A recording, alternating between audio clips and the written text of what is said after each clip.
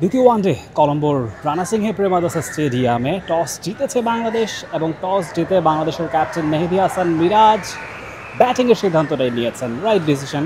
এই ম্যাচটায় বেশিরভাগ ম্যাচে আগে ব্যাট করেই জয়ের পার্সেন্টেজটা বেশি এবং প্রথম ম্যাচটাতেও শ্রীলঙ্কা কিন্তু টস জিতে ব্যাটিংয়ের সিদ্ধান্ত নিয়েছিল এবং ম্যাচটা তারা বাংলাদেশের কাছ থেকে ছিনিয়ে নিয়েছে। যদিও ম্যাচে অনেকক্ষণ ধরে বাংলাদেশ গেইমে ছিল, আনফর্চুনেটলি তাদেরকে হারতে হয়েছে একটা বিধ্বংসী ব্যাটিং কলাপসের পর।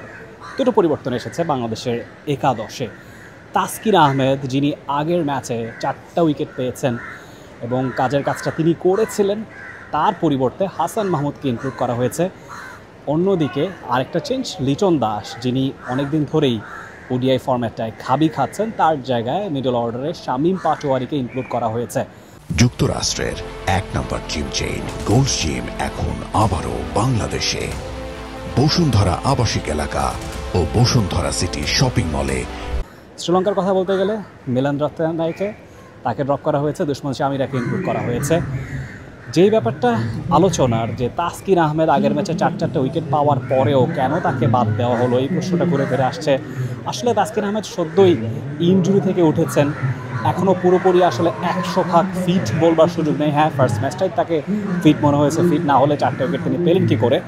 তবে ওয়ার্কলোড ম্যানেজমেন্ট যে ব্যাপারটা, একটা পপুলার টার্ম, সেটা মেনটেন করার জন্যই মূলত তাসকিন আহমেদকে আজকের ম্যাচে ড্রপ করা হয়েছে। এবং গতকালকেও তিনি কিন্তু নেটে বল করেননি, তিনি জিম করেই চলে গিয়েছিলেন, যেহেতু তার ইনজুরিটা it was a major injury, there was a surgery involved, so definitely একটা রেস্ট তাকে দেওয়া যেতেই পারে। Hasan Mahmud is a very capable campaigner.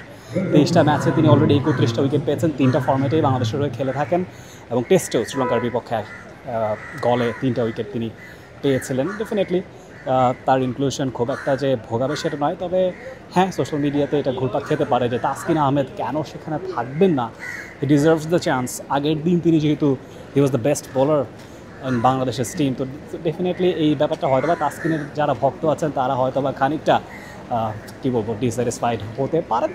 Let's hope for the best. T স্পোর্টসের পর্দায় খেলাটা দেখবেন কলম্বোর রানা সিংহে প্রেমাদাসা স্টেডিয়াম থেকে। Rifat Tanvir Rafi, T Sports.